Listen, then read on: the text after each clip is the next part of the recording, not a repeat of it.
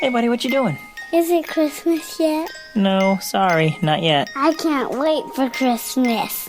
Yeah, I can't wait for Christmas either. In fact, let's celebrate now.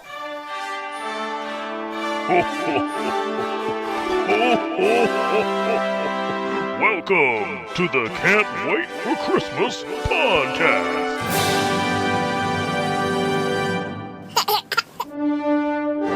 It is September 25th, 2015. That means there's only 3 months left till Christmas, people. We're back with another episode, and this time we are going to compare and contrast real Christmas trees with artificial Christmas trees in a segment that I totally did not steal from The Daily Show. Except that I totally did.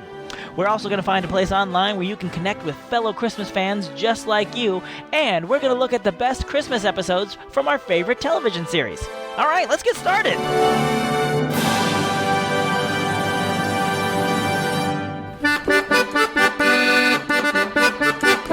Welcome to the third episode of the Can't Wait for Christmas podcast. We now have one episode for every wise man. I'm Tim Babb, your jolly host. Happy you've decided to join us once again to let your Christmas freak flag fly any day of the year. Want to give a special shout out to any Mousetalgia listeners who've joined us after the Mousetalgia crew were nice enough to mention us on their podcast. In fact, you may notice the music underneath my voice is different from the last episode. That is Kristen, who was gracious enough to do my intro and outro music. So a big thank you to Kristen from Mousetalgia. But we've got to get on to the business of Christmas, and a segment that's going to get really easy in the next month. We need a little Christmas now. Need a little Christmas now.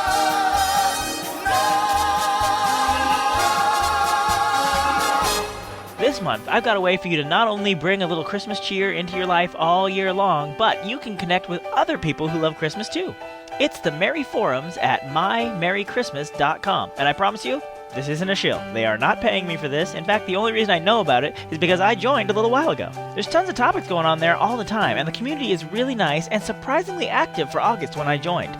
I can only imagine how much more active it'll get as Christmas gets closer, but mymerrychristmas.com is more than actually just the forums. It's news and opinions about Christmas all year long. They've got 2 streaming radio stations for your Christmas music needs any time of the year. They've also got their own podcast. So if my slice of fruitcake once a month isn't enough Christmassy podcast goodness for you, you can enjoy their monthly Christmas podcast as well. Yeah, no, it's fine. Yeah, go ahead and listen to their podcast. Yeah, I won't feel like you're cheating on me. It's okay. No. It's great. It's fine. Keep it together, Bob. Keep it together. Well, that actually ended up sounding much more like a commercial than I thought it would, but rest assured it wasn't. Because if it was, I'm sure the gang at My Merry Christmas would have given me some actual coherent talking points. But if I piqued your interest, I put a link to the My Merry Christmas forums in the show notes for this episode at can'twaitforchristmaspod.com. Now it's time we move on to my countdown of 5 Christmassy things, which I like to call 5 golden things. But I can't find the jingle for it. I must have deleted it. Oh, I have an idea. Hey, Kristen, could you help us out again?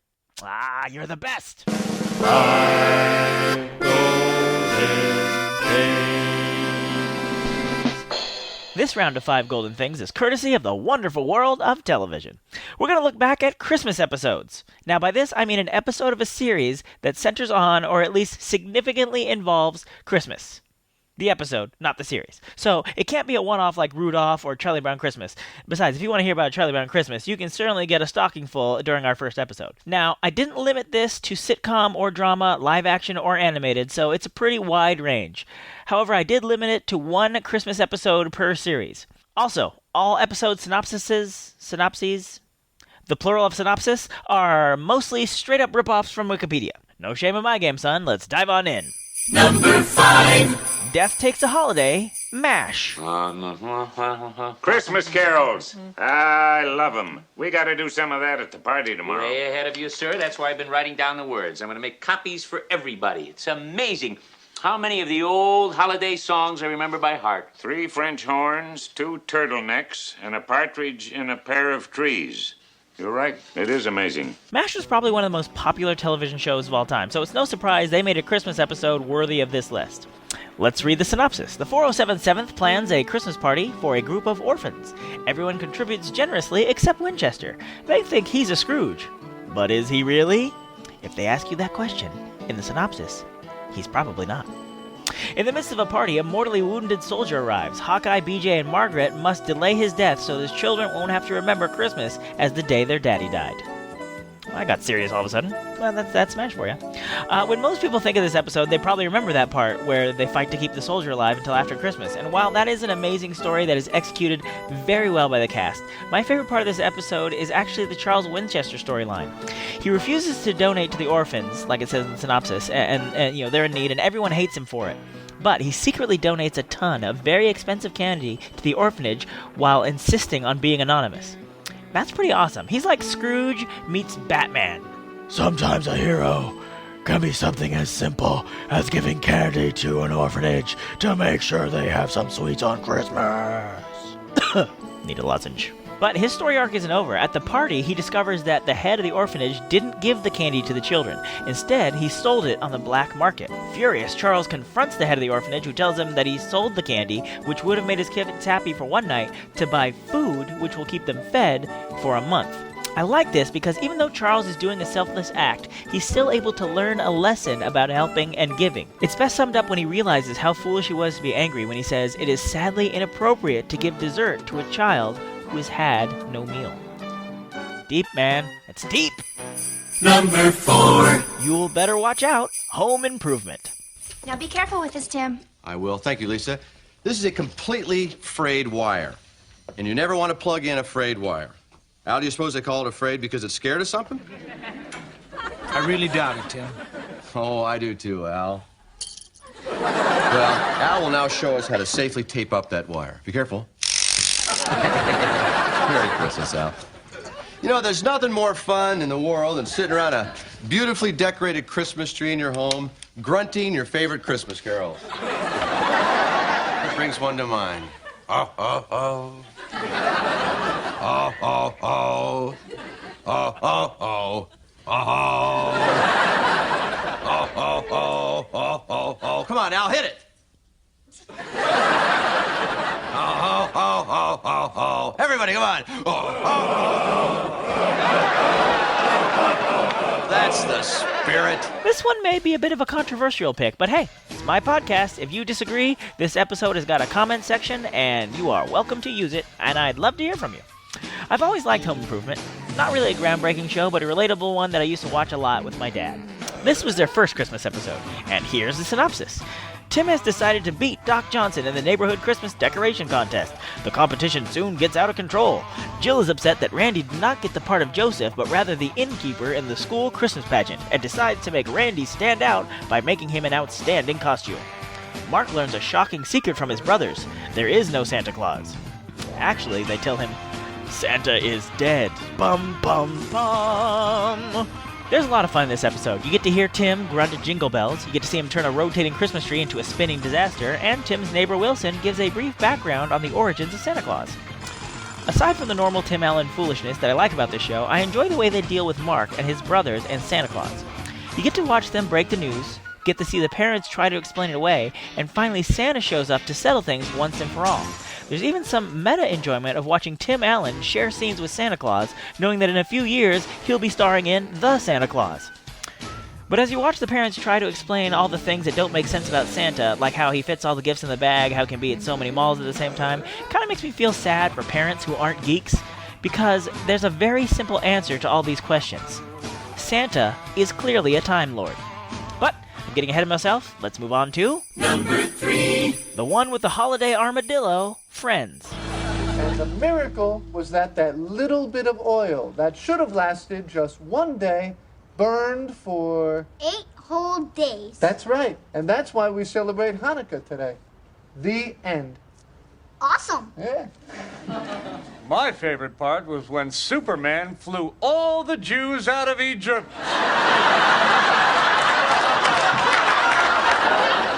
The armadillo was actually not so thrilled about that part. Okay, Ben, it's time to light the Hanukkah candles. Hey. Oh, wow.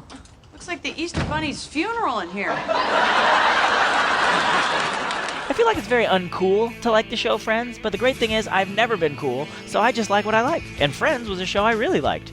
They had quite a few really good Christmas episodes, but the Holiday Armadillo one is the one that makes this list. Here's the synopsis. Ross wants to introduce Ben to Hanukkah. Phoebe learns that her and Rachel's apartment has been repaired. However, she then fears that Rachel would rather continue to live with Joey instead of her. To prevent this problem, she presents Joey with various gifts, a spider that scares Joey more than Rachel, and a drum kit that annoys Monica. Ross dresses up as a holiday armadillo to make Ben excited about Hanukkah. I'm kind of glad that synopsis is so vague so I can flesh out the parts that I love about this episode. The Rachel, Joey, Phoebe, B story is fine, but that's not what I like about this episode. I love the arc about Ross trying to teach his kid about Hanukkah. It's like a nice social commentary on how Christmas really runs roughshod over any other religious observances in the later part of the year. I mean, Christmas is awesome, no doubt. I wouldn't have started a podcast about it if I didn't love it.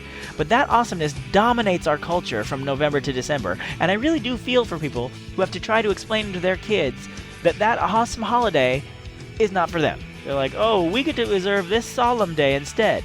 But enough of that soapbox, back to the episode. You see, Ross tries to replace his son's yearly visit from Santa with Hanukkah stories and activities, and the kid is not having it. So at the last minute, he tries to rent a Santa suit. Of course, it's the last minute, so the store is all out of them. So what does he get? An armadillo costume, and tries to pretend that he's one of Santa's helpers. Just as the kid is buying it and seems interested in hearing about Hanukkah, Chandler busts in dressed as Santa. After some classic Chandler antics, he convinces Ross's kid to sit down and listen to the armadillo tell the story about Hanukkah when Joey bursts in dressed as Superman. Boom, this episode had me right there. Pull my decorations off and leave me by the curb, I'm done. Could this episode be any more fun? Number 2. The Runaway Bride, Doctor Who. Donna. Leave me alone, I just want to get married. Come back to the TARDIS. No way, that box is too weird. It's bigger on the inside, that's all. Oh, that's all. 3:10. Gonna miss it. How you phone them, tell them where you are. How do I do that? You got a mobile? I'm in my wedding dress. It doesn't have pockets. Who has pockets? Have you ever seen a bride with pockets? When I went to my fitting at Shares Allison, the one thing I forgot to say was give me pockets! This man you're marrying, what's his name? Lance. Good luck, Lance. Oi! No stupid Martian is gonna stop me from getting married. To hell with you! I'm not from Mars. This was a tough one. I knew I wanted a Doctor Who episode in this one, but there were so many to choose from. They could almost have their own list. Spoilers! They will in a future episode. I've already heard it. Don't ask how. It's a timey-wimey thing. So, I like the one where Matt Smith does a version of A Christmas Carol on another planet. I also like when Capaldi teamed up with Santa Claus. But my favorite Doctor is David Tennant, so I had to pick one of his. But he's barely in Christmas Invasion. Voyage of the Damned has a bit of a bummer ending, and End of Time rips both your hearts out. So, I went with the first appearance of the companion, Donna Noble, the Runaway Bride. And now here's the synopsis. Allons-y! Donna, a middle-aged woman who is on the verge of marrying her fiancé Lance, finds herself transported into the TARDIS. Much to the shock of the obnoxious bride, as well as the Doctor, who has just recently had to get over the departure of Rose Tyler. The Time Lord learns that Donna is in some way linked to an alien plot to destroy the planet Earth. There's robot Santas, a nest of giant spiders at the core of the Earth, and a spaceship that floats high above London that looks like a giant Christmas star. I actually really like this episode because I really liked the character of Rose. And I was really sad when she was gone, and this is the first episode after she left. And in this episode, we get to see that the Doctor is sad too. But to counter that sadness, Catherine Tate's Donna Noble is very funny and a welcome addition to the show. Even though this was planned to be a one-off, I guess they liked her so much they brought her back for a full season the next year. Now, I have a difficult relationship with Doctor Who. It's a fun show, but it can be so depressing. That's why I picked this episode. Even though every Christmas episode of Doctor Who is kind of bittersweet, I feel this one was the lightest on the bitter and the heaviest on the sweet. Now, on to the honorable mentions. Honorable mentions! Gotta work on that jingle. So one honorable mention is The Strike from the show Seinfeld. Had to give a nod to the show that introduced the world to Festivus. Maybe we'll do an airing of the grievances in a later episode. And then another honorable mention I have is Mr. Hanky the Christmas Pooh from South Park. Now, aside from the laughs, I always liked this episode for the message it was sending, very subversively. If you watch the context of the episode, they're saying Jesus is the important thing about Christmas, and all the other Christmas crap, I did quotation fingers just there, is just that. Clever. Did you ever notice that? Animated shows can be so clever. Which leads us to... Number 1. Simpsons roasting on an open fire, aka the Simpsons Christmas special, The Simpsons. Ow, quit it. Ow, quit it. Ow, quit it. Ow, quit it. Hey, what's with this? Ow, quit it. Used to be a real boss tattoo. But Mom had to spend all the Christmas money having it surgically removed. It's true! The jar is empty! Oh my God! We're ruined. Christmas is canceled. No presents for anyone! Don't worry, Homer. We'll just have to stretch your Christmas bonus even further this year. Ah! Homer? Oh, yeah, my Christmas bonus. How silly of me. This'll be the best Christmas yet. The best any family ever had. The Simpsons have been on the air for longer than many of you have been alive. They've had many Christmas episodes over the years, and lots of them have been amazing, but you can't beat the one that started it all. Let's grab a synopsis. It's a not-so-merry Christmas for The Simpsons when Mr. Burns decided to cut the Christmas bonuses and Marge has to spend the family's Christmas savings to erase a tattoo Bart thought would make a great Christmas present. In order to hide the fact that he did not get his bonus, Homer takes a second job as a mall Santa. Now, this was the very first full episode of The Simpsons. What better way to start it off than with Christmas? Although, it's certainly a rough Christmas for the Simpson family. Homer doesn't have enough money for presents, so he takes a job as a mall Santa, only to have most of his check go to his costume rental. But then, he goes to the dog track to bet what little money he has, and the dog he bets on doesn't even finish the race. And just when things are looking bleakest, the losing dog is chased off by its owner and runs to Homer. So he's able to give the family a dog for Christmas. The best part? The dog's name is Santa's Little Helper. You gotta give The Simpsons the #1 spot when a member of the family has a reference to Christmas in his name. For the rest of the series, Santa's Little Helper is always there every episode. Not every episode, but he's almost always there. That's why I gave him the #1 spot. And there you have it. So I know I miss a lot of great TV Christmas episodes. My mom, just before I started recording, told me about this one Dick Van Dyke episode. I was like, oh, I forgot that, but I've already written this out and I'm not going to change it. But there's a really cool Dick Van Dyke episode for Christmas. It's called Ellen Brady Presents. And if you got Netflix streaming, it's on there. You can watch it right now. But if you've got favorites that you missed, please share your favorites with me in the comments at can'twaitforchristmaspod.com. If I get enough responses, I might bring this topic back for another 5 Golden Things list. So don't forget to share your faves at can'twaitforchristmaspod.com. And now it's time for a brand new segment on the show. I'm an old guy now. I'm married, I'm a dad twice over, and I drive a minivan. But I wasn't always this way. I used to be a young whippersnapper. I was single, childless, putting around in a crappy little Mazda. So, Tim from back then and Tim from right now have different priorities and even different opinions about a lot of things, including Christmas-related things. So, by comparing my views when I was younger versus now, it's a way to examine different sides of an issue. So I'm going to have a debate with my younger self in a segment I'm calling Christmas Past versus Christmas Future. Christmas past versus Christmas future. Hi, I'm Old Tim. And I'm Young Tim. And welcome to Christmas Past versus Christmas Future. Tonight, Christmas trees. Should you get a real one or a fake one? Real. Fake. Real. Fake! Listen, little man, maybe when you're young and you don't have any responsibilities, you can traipse all over the city looking for a tree. But us big boys have things to do. We order the tree online, UPS delivers it like Santa in brown shorts, and boom. From then on, we only have to go as far as the garage to get the tree. Wow, that was quite the speech. Did you break a hip? Maybe if you put your glasses on and took a look at that plastic monstrosity sitting in your room, you'd realize that's not a Christmas tree. It's polyvinyl chloride in a tree shape that only exists because a toilet brush manufacturer in the 1930s decided to smush a bunch of brushes together and make a fake tree. Look it up! I did look it up, and the German tradition of a feather tree predates the toilet brush one. In fact, the first Christmas trees in America were fake ones. They were wooden pyramids that had evergreen branches attached to them. Now sure, real trees started to get more popular after that, but then people started to get concerned about deforestation. Who came to the rescue of the environment? Fake trees, kiddo! Don't try to play the environmental card, old man. That glob of plastic has a mighty big carbon footprint. First off, it was made in China and shipped all the way over here. Meanwhile, we've got Christmas tree farms right up the road, and those trees are growing all year long, providing oxygen. A real tree takes several years to mature, so while it's growing, animals can use it as a home. Plus, when it's time to get rid of the tree, you can use it for compost.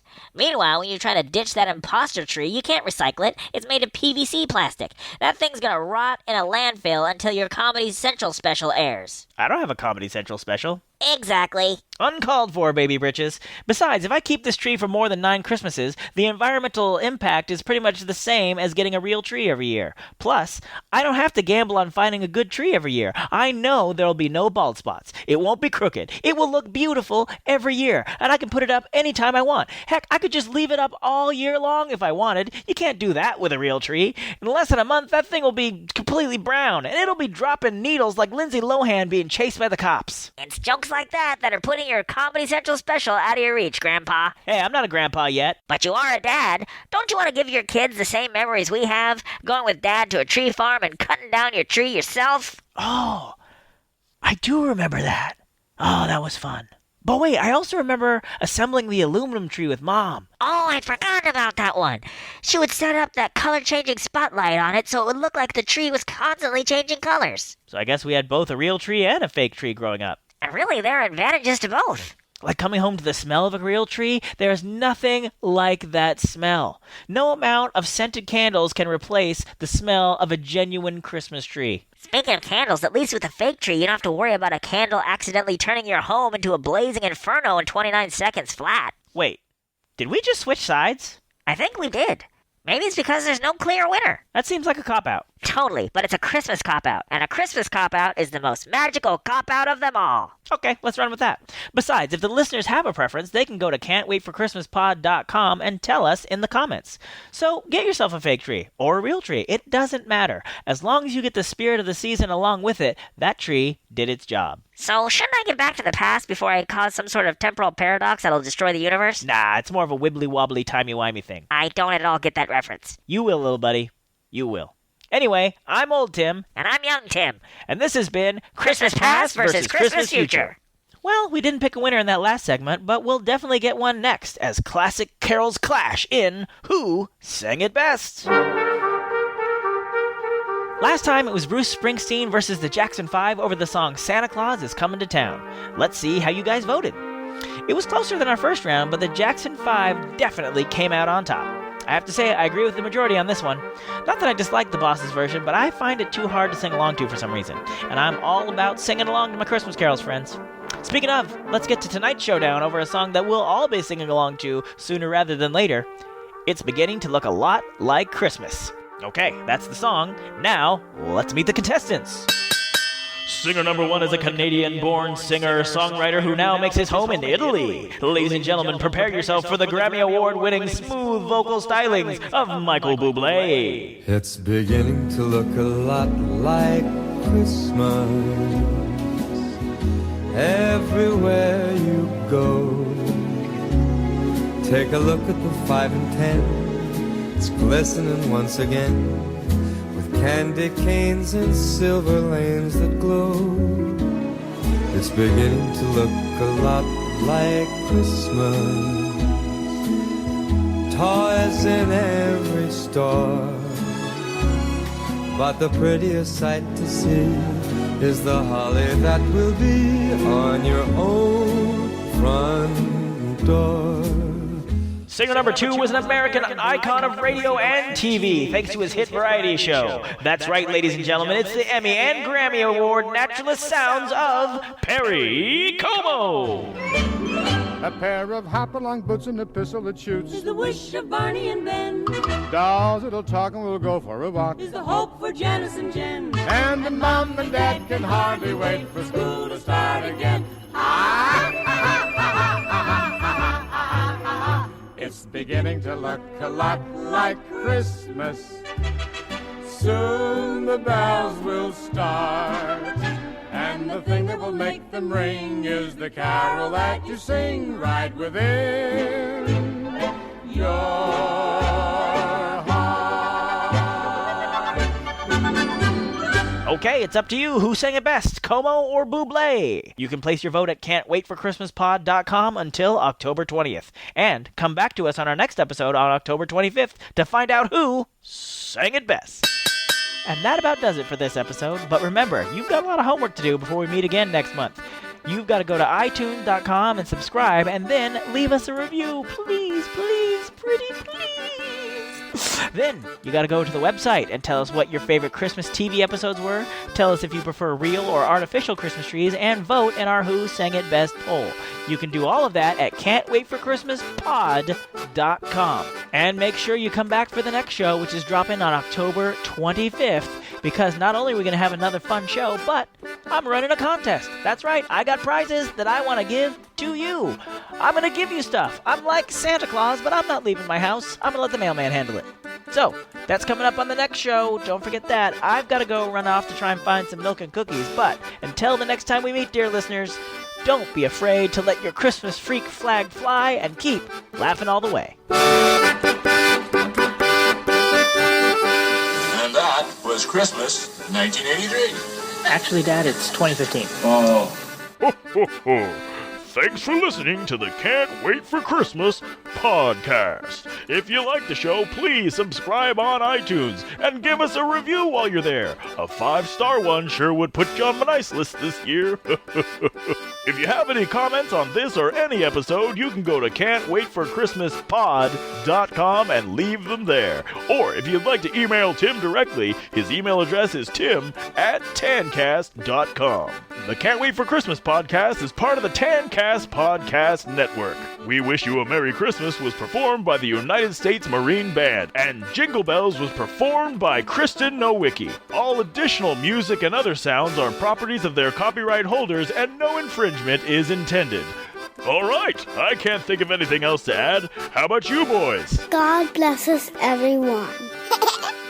Oh, oh, oh.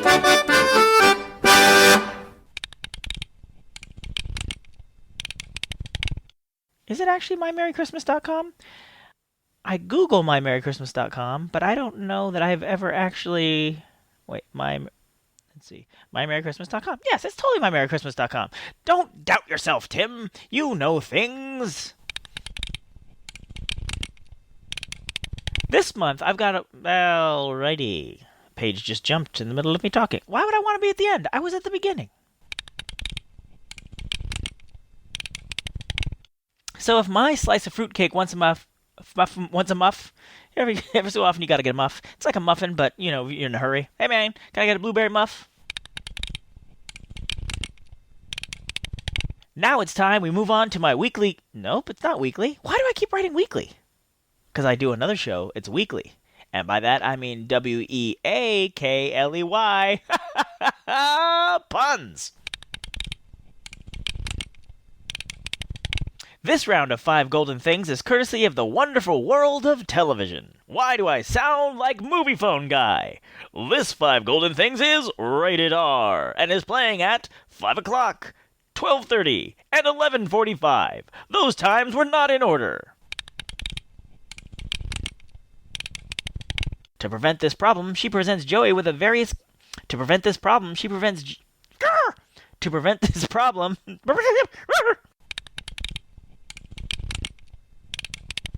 But got a contest in store for you. That's white. Wascoey Wabbit. And that about does it for this. And that about does it for this week's. And that about does it for this episode. Nailed it.